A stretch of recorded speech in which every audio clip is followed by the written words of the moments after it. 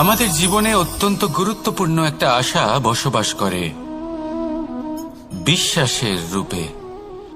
বিশ্বাস যা আমরা ঈশ্বরের ওপর করি, ভাগ্য প্রারব্ধের ওপর করি, নিয়তির ওপর করি। যখনই ভালো কিছু হয় আমরা বলি এ হলো ঈশ্বরের দয়া, যখন খারাপ কিছু হয় আমরা বলি এ হলো ঈশ্বরের মায়া। কখনো ঈশ্বর বা ভাগ্য বা প্রারব্ধ বা নিয়তি। আপনি নিজে কোথায় তা কখনো ভেবেছেন? আপনি বিশ্বাস করছেন ঈশ্বরের উপর, প্রারব্ধের উপর, কখনো নিজের উপর করেছেন? আমি আপনাকে একটা সহজ কথা বলি, যদি আপনি ঈশ্বরের উপর বিশ্বাস রাখেন, শুধুই ঈশ্বরের উপর বিশ্বাস, তাহলে আপনি সেটাই পাবেন যেটা আপনার ভাগ্যে লেখা রয়েছে। কিন্তু যদি আপনি নিজের উপর বিশ্বাস রাখেন, আত্মবিশ্বাস রাখতে শেখেন, তাহলে ঈশ্বর আর নিয়তি দুজনে মিলে আপনার ভাগ্যে সেটাই লিখবে যা আপনি চাইছেন। তাই মনে রাখবেন, সাফল্যের পথ হলো এই বিশ্বাস। নিজের আত্মবিশ্বাসকে ধরে রাখতে শিখুন, দেখবেন আত্মা প্রসন্নতায় ভরে উঠবে। তাহলে আসুন এই প্রসন্ন ভাব নিয়েই বলুন, রাধা রাধা। মুক্ত, এই মুক্তই সবাইকে মোহিত করে দেয়, নিজের দিকে আকর্ষিত করে। অত্যন্ত সুন্দর, গোল, শুভ্র। মুক্ত দ্বারা নির্মিত আভূষণ, তা হয়তো সে মুকুটই হোক বা কোনো স্ত্রীর অলংকার, তাকে আরো সুন্দর করে তোলে, তাকে আরো সুন্দর দেখতে লাগে। এবার এই মুক্তকে এত সুন্দর দেখার জন্য কত কষ্ট সহ্য করতে হয় তা কি কখনো আপনি ভেবেছেন? এই মুক্ত ঝিনুক থেকে বের করা হয়, ঝিনুক যা কিনা সমুদ্রের তলদেশে থাকে। ওকে কত কষ্ট সহ্য করতে হয়, জলের চাপ সহ্য করতে হয়, সমুদ্রের স্রোত সহ্য করতে হয়। এই ঝিনুককে এত কষ্ট সহ্য করতে হয়, এই মুক্তকে এত কষ্ট সহ্য করতে হয়, তারপরে এর রূপ এত সুন্দর হয়। যদি আপনিও আপনার পরিশ্রমের সৌন্দর্য, নিজের পরাক্রমের সৌন্দর্য এই সংসারে প্রকাশিত করতে চান, তাহলে আপনাকেও কষ্ট সহ্য করতেই হবে। তাই জীবনে যখনই সংকট আসবে, বিপদ আসবে, সমস্যা আসবে, তখন একে সুযোগ হিসেবে গ্রহণ করুন। কারণ এই বিপদের সাথেই লড়াই করে আপনি মুক্তর মতোই পরিশুদ্ধ হয়ে উঠবেন। তাহলে আসুন আর আমার সাথে ভালোবেসে বলুন, রাধা রাধা। জীবনে এমন কি আছে যা আপনাকে অজান্তে শিখরে পৌঁছে দিতে পারে বা আপনার পতনও ঘটাতে পারে? সঙ্গতি। যদি আপনি কোনো শ্রেষ্ঠ ব্যক্তির সঙ্গ লাভ করেন, তাহলে তার শুভ চিন্তা, তার গুণ, তার স্বভাব আপনার মধ্যে চলে আসবে। আপনি আরো শ্রেষ্ঠ হয়ে উঠবেন। আবার সেখানেই যদি আপনি কোনো দুষ্ট ব্যক্তির সঙ্গতি লাভ করেন, কোনো খারাপ মানুষের সঙ্গতি লাভ করেন, তাহলে আপনার শুভ চিন্তা, আপনার গুণ, তা যে কখন আপনার থেকে কেড়ে নেওয়া হবে সেটা আপনি জানতেও পারবেন না। দেখুন, এই সঙ্গতি হলো অত্যন্ত গুরুত্বপূর্ণ। এই সঙ্গতি আপনার নিয়তি নির্ধারণ করে। আপনাকে উদাহরণ দিলে, বৃষ্টির ফোঁটাকে দেখুন। যদি কোনো ফোঁটা গাছের পাতায় এসে পড়ে, তাহলে তা জীবন দান করতে পারে। যদি এমন কোনো ফোঁটা সাপের মুখে এসে পড়ে, তাহলে তা বিষে পরিণত হয়। যেমন সঙ্গ তেমন নিয়তি। এবার দুর্ভাগ্যের বিষয় হলো এটাই যে বর্ষার ফোঁটা নির্ধারণ করতে পারে না সে কোথায় পড়তে চায়, তার নির্বাচনের ক্ষমতা নেই। কিন্তু আপনি, আপনার কাছে তো বিবেক আছে, আপনি ভাবতে পারেন, চিন্তা করতে পারেন। তাহলে আপনি ভাবুন, আপনি কি এমন সঙ্গ চান যা শ্রেষ্ঠ, নাকি এমন সঙ্গ চান যা অশুভ? নির্বাচন আপনারই। শ্রেষ্ঠ সঙ্গ বাছুন আর আমার সাথে ভালোবেসে বলুন, রাধা রাধা। আপনি কি জানেন আপনার জীবনে আপনার আসল জীবনসাথী কে হন? মাতা পিতা, ভাই বোন, স্বামী স্ত্রী? না, আপনার আসল জীবনসাথী হল আপনার শরীর। সেই শরীর যার দিকে আপনি কখনো নজরই দেন না, ঠিক কিনা? এবার যে মানুষ এই রহস্য বুঝতে পারেন, তার জীবন এমনি শুভ হয়ে যায়। আপনি নিজেই দেখুন না, সে সংসারের মঙ্গলই করা হোক বা সত্যের রক্ষা করা হোক, তা সে শত্রুর সাথে যুদ্ধ করা হোক বা মিত্রকে রক্ষা করা হোক, এই শরীরই তো কাজে আসে। তপস্যাতে, বলিদানে, পরিশ্রমে এই শরীরই হলো আধার, ঠিক কিনা? তাই আমাদের কর্তব্য হলো যে আমরা যেন নিজের শরীরের যত্ন নিই। আমরা কি খাই, আমাদের কি খাওয়া উচিত, এটা যেন বুঝি। কোনটা সুপাচ্য আর কোনটা নয়, এটা যেন বুঝি। কারণ যেমন হবে অন্ন, মনও তেমনই হবে। যত ভালো অন্ন তত ভালো মন। আর সুস্থ শরীর হলো সুস্থ মনের আধার, এ কথা অবশ্যই মনে রাখবেন। আর যদি মন সুস্থ থাকে তাহলে সকল শুভ উদ্দেশ্য পূর্ণ হবে। তাহলে আসুন আর আমার সাথে ভালোবেসে বলুন, রাধা রাধা।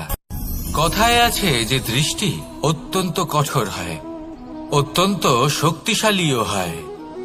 কথায় আছে যে কারোর উপর যদি কুদৃষ্টি পড়ে তাহলে তার বিনাশ কেউ আটকাতে পারে না। এই যে কুদৃষ্টি, এর উপাচারও আমাদের কাছে রয়েছে। যখন আমরা বাড়ি নির্মাণ করি তখন একটা কালো মুখোশ লাগাই, যাকে রক্ষা কবচ মনে করা হয়, কুদৃষ্টি থেকে বাঁচার জন্য। যখনই কোনো বাচ্চা বাইরে যায় তখন তার মাথায় আমরা একটা কাজলের টিপ পরিয়ে দিই, কুদৃষ্টি থেকে বাঁচার জন্য। অর্থাৎ এই সংসারে কুদৃষ্টি থেকে বাঁচার উপাচার রয়েছে। উপাচার যদি কিছু না থেকে থাকে তাহলে তা হলো দৃষ্টিভঙ্গির। যদি আপনার দৃষ্টিভঙ্গি অনুচিত হয় তাহলে আপনার পতন কেউ আটকাতে পারবে না। না পারবে কালো মুখোশ, না কালো টিপ, না স্বয়ং ঈশ্বর। সেই জন্য নিজের দৃষ্টিভঙ্গি শুভ করে তুলুন, সবকিছু শুভই হবে। আসুন আমার সাথে ভালোবেসে বলুন, রাধা রাধা। কথায় আছে যে জীবনে রাখবেন যে সম্পর্করূপী এই ভবন, এর ভিতই ভেঙে গেল। আর যদি ভিত ভেঙে যায় তাহলে সেখানে অন্য কোনো ভবন নির্মাণ সম্ভব নয়, সম্ভবই নয়। এই সমস্ত সম্পর্কের বিশ্ব বিশ্বাসে বসবাস করে। এই বিশ্বাস হলো অত্যন্ত গুরুত্বপূর্ণ। এই বিশ্বাসের জোরেই আমি আর রাধা কোনো সাংসারিক বন্ধনে আবদ্ধ না হয়েও এক অত্যন্ত দৈব অলৌকিক বন্ধনে আবদ্ধ। এ হলো বিশ্বাস, যার দ্বারা 11 অক্ষৌহিনী সেনার সামনে অর্জুন দাঁড়িয়েছিল এবং জয়ী হয়েছিল। এই বিশ্বাস হলো অত্যন্ত গুরুত্বপূর্ণ। তাই বিশ্বাস করতে শিখুন, বিশ্বাস দিতে শিখুন, বিশ্বাস পালন করতে শিখুন। আর আমার সাথে ভালোবেসে বলুন, রাধা রাধা। এই সংসার অত্যন্ত বিচিত্র এক স্থান। এ সত্য খুঁজতে থাকে, আর সত্য খুঁজে পেলেই যে সত্য কি করতে পারে, সেই ব্যক্তি যে সত্যকে ধরে আছে সে কি করবে?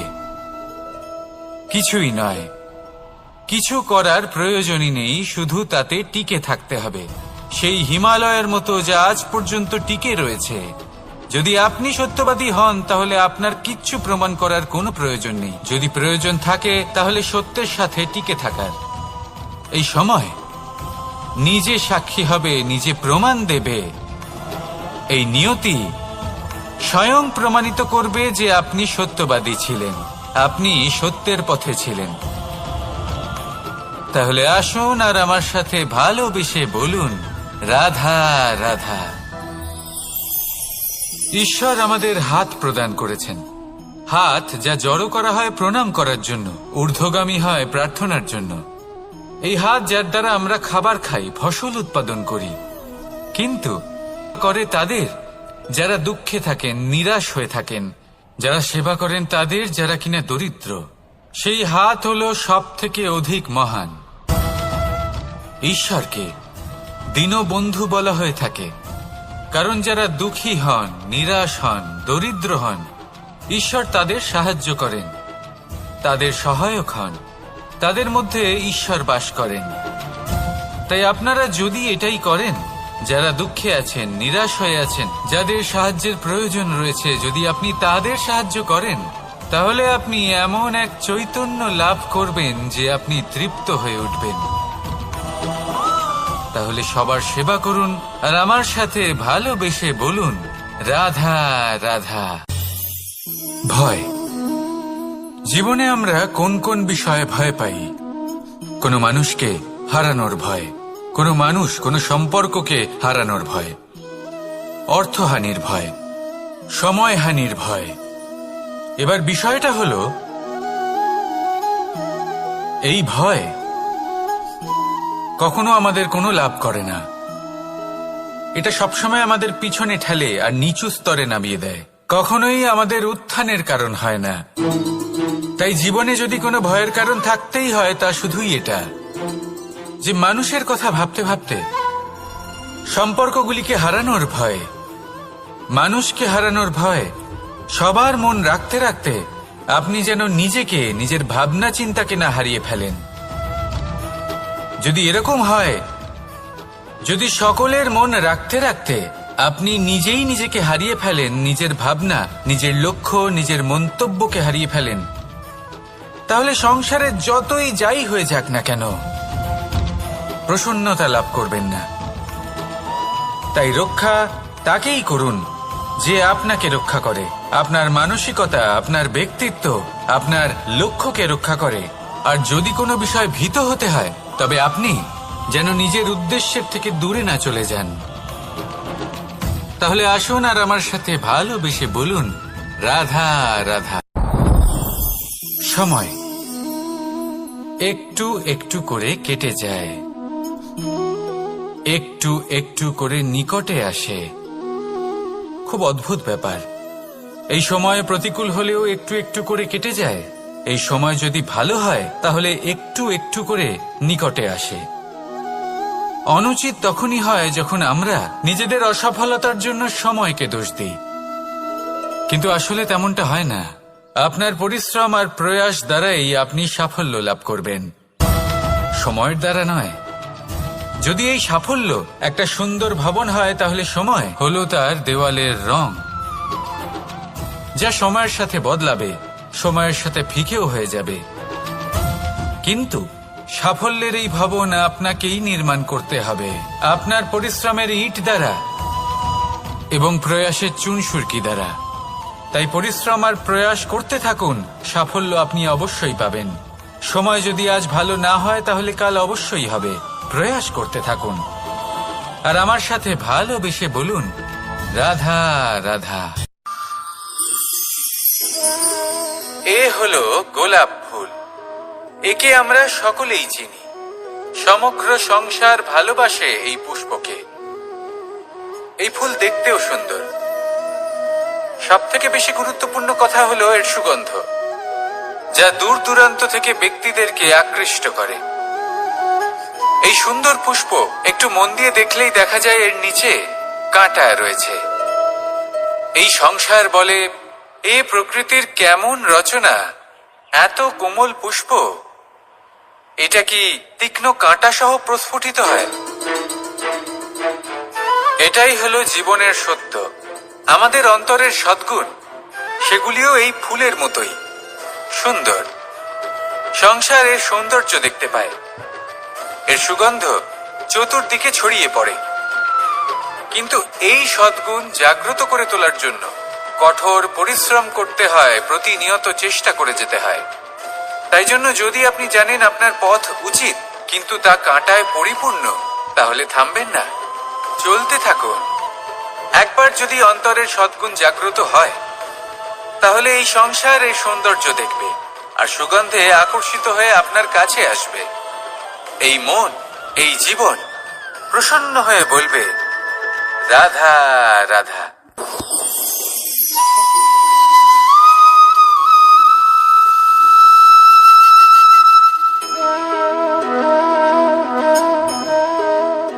মোহনের বাঁশির এই সুর, এই সঙ্গীত কার না পছন্দ হয়, সবারই খুব ভালো লাগে। এবার এই সুর আসে কোথা থেকে? কেউ বলবেন কৃষ্ণের হৃদয় থেকে। সত্য কথা, এই সুর হৃদয় থেকে নির্গত হয় এবং প্রকট হয় এই বাঁশি থেকে। এই বাঁশিটাকে দেখুন, এই ছিদ্রগুলি দেখুন, প্রত্যেকটা সুর থেকে নিজস্ব একটা স্বর নির্গত হয়। এবার যে ব্যক্তি এই সমস্ত সুর এবং স্বর বুঝতে পারেন, এতে নিপুণ, তিনি এই বাঁশির দ্বারা যে সুর নির্গত করবেন তা তো মধুর অবশ্যই হবে। এবার জীবনের সাথেও কিছুটা এরকমই ঘটে। জীবনের কিছু নীতি থাকে, অর্থ, কুটুম্ব এবং আধ্যাত্মিক। যদি জীবনের প্রত্যেকটা মুহূর্ত সুখময় হয় এরকম আপনি চান, তাহলে এই তিনটি নীতিতে আপনাকে নিপুণ হতে হবে। কোনো একটি বিশেষ নীতির প্রতি যদি আপনি বেশি ঝুঁকে পড়েন, তাহলে বাকি দুই নীতি থেকে যা সুখ লাভ করা সম্ভব তা পারবেন না। ধন অর্জন করতে হবে পরিবারের জন্য, পরিবারের সুখ মনের শান্তির জন্য, মনে শান্তির প্রয়োজন মনের শুদ্ধতার জন্য। যখন এই মন শুদ্ধ হবে, জীবন শুদ্ধ হবে, পবিত্র হবে, সুন্দর হবে এবং ভালোবেসে বলবে রাধা রাধা। যত শক্তিশালী এই মন, তত সারথি শক্তিহীন হয়, দুর্বল হয়। তাহলে এই রথের কি হবে? এটা উচিত পথে চলতে পারবে না, উচিত গতিতে চলতে পারবে না, মন মতো স্থানে এটা পৌঁছতেও পারবে না। সেই জন্য মনের শক্তি অত্যন্ত প্রয়োজনীয়। এবার মনের শক্তি আমরা কোথা থেকে লাভ করি? দৃঢ়তার শক্তি থেকে। এবার এই শক্তি আমরা কিভাবে বাড়াতে পারি? আমরা প্রতিদিন কিছু নতুন স্থির করি, কিছু ছোট কিছু বড়। আর যেই আমরা নতুন কিছু পূর্ণ করি, আমাদের মনের শক্তি বেড়ে যায়। আর যদি পূর্ণ না করতে পারি, মনের শক্তি কমে যায়। একটা দেওয়ালের মতো ছোট ছোট ছোট ছোট শিলা আমরা একটার পর একটা স্থাপন করে একটা দেওয়াল তৈরি করি। এতগুলো পাথর যখন একত্রিত হয়ে যায়, তখন এমন এক দেওয়াল তৈরি হয় যাকে ভাঙা প্রায় অসম্ভব হয়ে দাঁড়ায়। সেরকমই হয় মন এবং দৃঢ়তা। ছোট ছোট কাজ করে নিজের লক্ষ্য পূর্ণ করুন। এই লক্ষ্য যদি পূর্ণ হয়, তবে মনের শক্তি বাড়বে। কিছুটা এইভাবে যে যত বড়ই বিপদ আসুক না কেন, সেই বিপদ নিজে হার মেনে নেবে, কিন্তু আপনার মন ততটাই শক্তিশালী থাকবে। তাই মনের শক্তি বাড়াতে থাকুন, যাতে আপনি উচিত পথে চলতে পারেন, উচিত গতিতে চলেন আর মনোবাঞ্ছিত স্থানে পৌঁছতে পারেন। তবেই এই মন প্রসন্ন হয়ে বলবে রাধা রাধা। ওমা, এ কি? আমি কখন থেকে এখানে অপেক্ষা করছি, হাত পেতে দাঁড়িয়ে রয়েছি যাতে একটা ফল আমার হাতে এসে পড়ে এবং সেটা আমি খেতে পারি। কখন থেকে অপেক্ষা করছি, কিন্তু সেটা হচ্ছেই না। এবার আপনি বলবেন যে এসব কি বলছি, এ কি অদ্ভুত কথা বলছি। যদি ফল খেতে হয় তাহলে আমাকে বৃক্ষে চড়তে হবে, ফলের কাছে পৌঁছতে হবে, তবেই তো ফল পাবো। এবারে এটা অত্যন্ত সহজ ব্যাপার, কিন্তু এই বিষয়টা আপনি নিজের জীবনের প্রসঙ্গে ভেবে দেখুন। লক্ষ্য কোথায় আছে আপনি জানেন, সেই লক্ষ্যে পৌঁছানোর পথ কি সেটাও আপনি জানেন, সেই পথে চলার ক্ষমতাও আপনার রয়েছে, কিন্তু তাও আপনি নিজের লক্ষ্য লাভ করতে পারছেন না। কেন? কারণ আপনি অপেক্ষা করছেন যে লক্ষ্য আপনার সামনে চলে আসবে, কিন্তু তা হয় না। লক্ষ্য সে যাই হোক না কেন, ধন হোক, প্রেম হোক, কোনো সম্মান হোক বা মোক্ষ হোক, যদি আপনি তার দিকে অগ্রসর না হন, তাহলে ফল প্রাপ্তি অসম্ভব ব্যাপার, তা কোনোদিনই হবে না। সেই জন্য আপনার চোখের সামনে আপনি যদি নিজের লক্ষ্যকে দেখতে পান, তাহলে উঠুন এবং সেই দিকে অগ্রসর হতে শুরু করুন। নিজের অন্তরের সকল অশুভ গুণ দূর করুন, অলসতা ত্যাগ করুন, অজ্ঞানতা ত্যাগ করে দিন এবং চলতে থাকুন। অবশ্যই মনোবাঞ্ছিত ফল লাভ করতে পারবেন। মনে রাখবেন, চলতে থাকলে তবেই লক্ষ্য প্রাপ্তি হবে। অপেক্ষার দ্বারা শুধুমাত্র মৃত্যু লাভ হবে। আসুন আমার সাথে ভালোবেসে বলুন রাধা। জীবন অতিবাহিত করা নদীর মতো, প্রত্যেক মুহূর্ত নতুন, তাই সেইভাবেই জীবন যাপন করুন। পুরনো কিছুই একত্রিত করে রাখবেন না, বিগত স্মৃতির মাঝে নিজেকে হারিয়ে ফেলবেন না।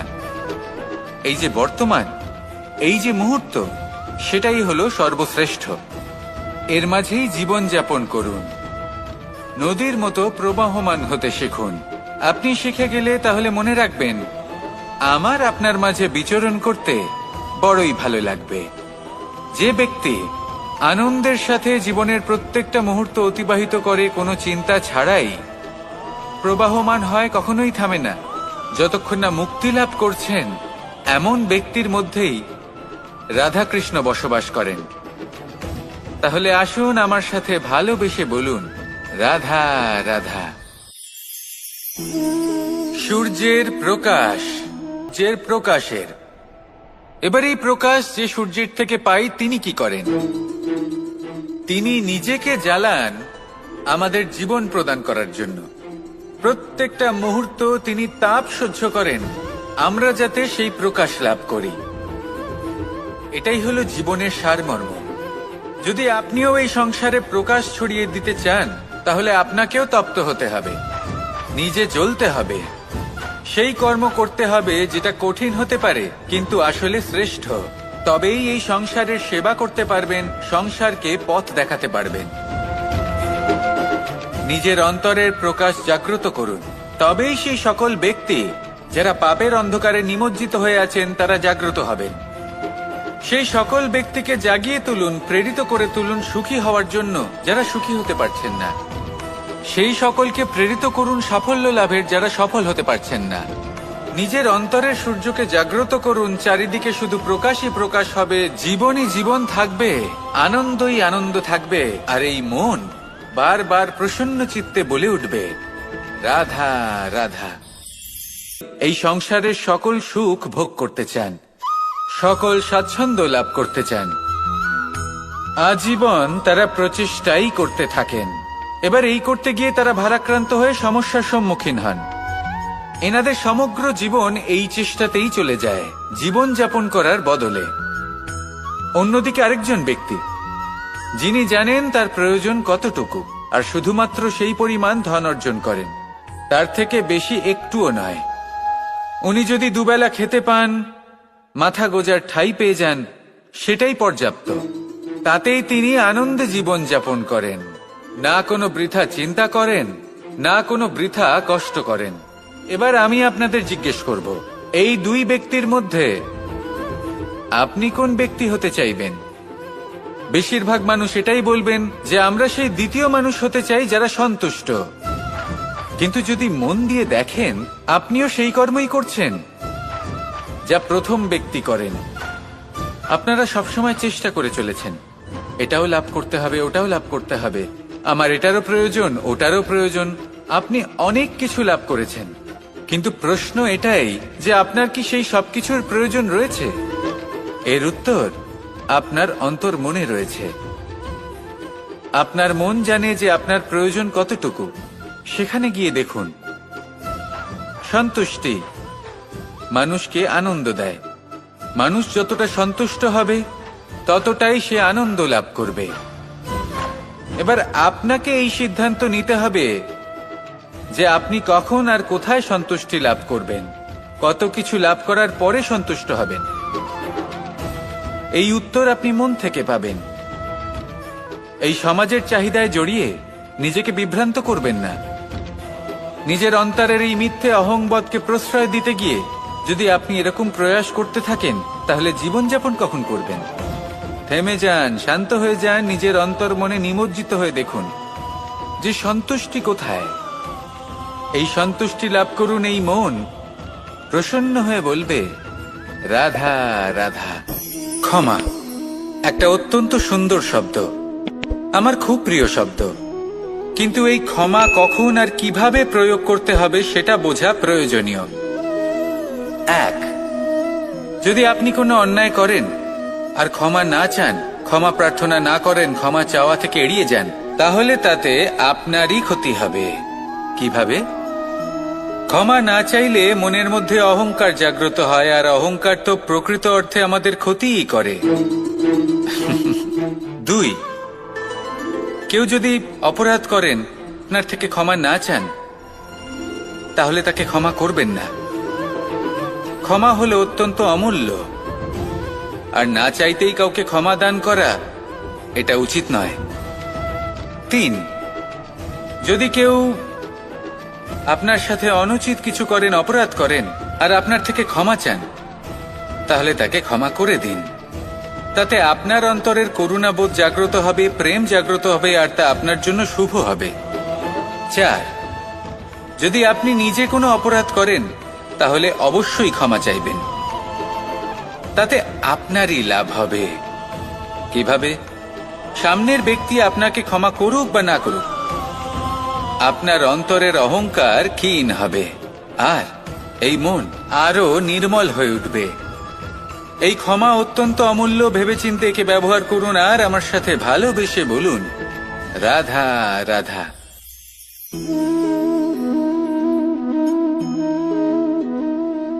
ভোজনের দ্বারাই শরীর পুষ্টি লাভ করে। ছোটবেলা থেকে আজ পর্যন্ত যাই আপনার ভোজন হয়ে থাকুক, যাই আপনার আহার হয়ে থাকুক, সেই অনুসারেই আপনার শরীর গঠিত হয়েছে। এই ভোজন অত্যন্ত গুরুত্বপূর্ণ, সেই জন্য এর প্রত্যেক অংশকে বোঝা খুব আবশ্যক। প্রথম অংশ, যে আমরা কি গ্রহণ করছি, এই ভোজন কোন স্থান থেকে আসছে সেটা বুঝুন। দ্বিতীয় অংশ, ভোজন কে বানাচ্ছেন। এই ভোজন সর্বশ্রেষ্ঠ তখনই হয় যখন মাতার হাতে তৈরি করা ভোজন হয়। কিন্তু যদি মাতার তৈরি করা ভোজন আপনি প্রাপ্ত নাও করতে পারেন, তাহলে সেই ব্যক্তির ভোজন তৈরি করা উচিত যিনি সাত্ত্বিক। তৃতীয় অংশ, কোন স্থানে আপনি ভোজন গ্রহণ করছেন। যে স্থানে আপনি ভোজন গ্রহণ করছেন তা সাত্ত্বিক হওয়া উচিত। তাহলে অত্যন্ত গুরুত্বপূর্ণ। এবং চতুর্থ সবথেকে গুরুত্বপূর্ণ অংশ, তা হলো এই ভোজন আপনি যার দ্বারা প্রাপ্ত করেছেন, যেখান থেকে প্রাপ্ত করেছেন, যে স্থানে বসে আপনি ভোজন গ্রহণ করছেন তার প্রতি কৃতজ্ঞতা প্রকাশ করুন এবং ভোজন পূর্ণরূপে সমাপ্ত করুন। তবেই এই ভোজন আপনাকে সুখী জীবন দান করবে, সুস্থ শরীর দেবে, আর এই মন তা সুপ্রসন্ন হয়ে বলবে, রাধা রাধা। সুখ রয়েছে যে আমি ওখানে পেতে পারি না, সবকিছুই পেতে পারি, তাও এখানে বনে একা বসে আছি। কোন সুখ খুঁজে চলেছি? একা থাকার সুখ। আমরা প্রত্যেক দিন অনেক মানুষের সাথে, চিন্তাধারার সাথে, কর্মের সাথে, পরিস্থিতির সাথে সুখ দুঃখের দ্বারা বেষ্টিত থাকি। জীবনের এই চক্রে আমরা জড়িয়ে পড়তে থাকি। যতই আমরা এই সমস্যার সমাধান করি, আমরা ততই এতে জড়িয়ে পড়ি। আমরা এতটাই জড়িয়ে পড়ি যে যখন আমরা আয়নায় নিজেদের দেখি, তখন আমরা নিজেদের চিনতেই পারি না। এমন মনে হয় যেন আমরা নিজেদের হারিয়ে ফেলেছি। সেই জন্য প্রত্যেক দিন আপনি কিছু সময় নিজের সাথে কাটান একান্তে। এটা অত্যন্ত আবশ্যক। নিজের অস্তিত্বের গভীরে গিয়ে দেখতে শিখুন, নিজেকে বুঝুন। অদ্ভুত শান্তির অনুভূতি হবে। যেমন এই বায়ু, এই বৃক্ষ, এই পুষ্প, এই নিসর্গ, এদের মতো আপনিও কখনো একলা হতে শিখুন। কখনো নিসর্গের একটা অংশ হয়ে দেখুন। এই মন প্রসন্ন হয়ে বলবে, রাধা। অবশ্যই সহ্য করতে হবে, এটাই হলো প্রকৃতির নিয়ম। এই নিয়ম কিন্তু আমরা সবাই জানি, কিন্তু আমাদের মধ্যে বেশিরভাগ মানুষ এই বিভ্রান্তি নিয়ে বাঁচি যে এই যে প্রকৃতির নিয়ম, তা আমার ওপর প্রযোজ্য নয়। তা কিন্তু নয়। আমাদের চতুর্দিকে এই যে নিসর্গ রয়েছে, আমরা তার কতটা ক্ষতি করি সেটা একবার ভেবে দেখুন। আমরা বনাঞ্চল জ্বালিয়ে দিই, বায়ু দূষিত করি, জল দূষিত করি, প্রাণীদের হত্যা আমরা করি। কেন? এই নিসর্গ আমরা নষ্ট করি, যদিও আমরা জানি যে আমরাও হলাম এই নিসর্গেরই অংশ। এবার দেখুন, শরীরের কোনো অংশে যদি আগুন ধরান, আস্তে আস্তে সমস্ত শরীরও জ্বলে যাবে। সেইভাবেই নিসর্গ যদি নষ্ট হয়ে যায়, তাহলে মনুষ্য জাতিও নষ্ট হয়ে যাবে। তাই এই যে নিসর্গ আপনি দেখছেন, এই পুষ্প, এই বৃক্ষ, বায়ু, জল, এদের সকলকে রক্ষা করুন, নষ্ট নয়। মনে রাখবেন, যদি নিসর্গ থাকে মানুষ থাকবে, যদি নিসর্গ থাকে তাহলেই জীবন থাকবে। আসুন আমার সাথে ভালোবেসে বলুন, রাধা রাধা। এ হলো কেমন রচনা! এত কোমল পুষ্প, এটা কি তীক্ষ্ণ কাঁটা সহ প্রস্ফুটিত হয়? এটাই হলো জীবনের সত্য। আমাদের অন্তরের সদ্গুণ সেগুলিও এই ফুলের মতোই সুন্দর। সংসার এর সৌন্দর্য দেখতে পায়, এর সুগন্ধ চতুর্দিকে ছড়িয়ে পড়ে। কিন্তু এই সদ্গুণ জাগ্রত করে তোলার জন্য কঠোর পরিশ্রম করতে হয়, প্রতিনিয়ত চেষ্টা করে যেতে হয়। তাই জন্য যদি আপনি জানেন আপনার পথ উচিত কিন্তু তা কাঁটায় পরিপূর্ণ, তাহলে থামবেন না, চলতে থাকুন। একবার যদি অন্তরের সদ্গুণ জাগ্রত হয়, তাহলে এই সংসার এই সৌন্দর্য দেখবে আর সুগন্ধে আকর্ষিত হয়ে আপনার কাছে আসবে। এই মন, এই জীবন প্রসন্ন হয়ে বলবে, রাধা।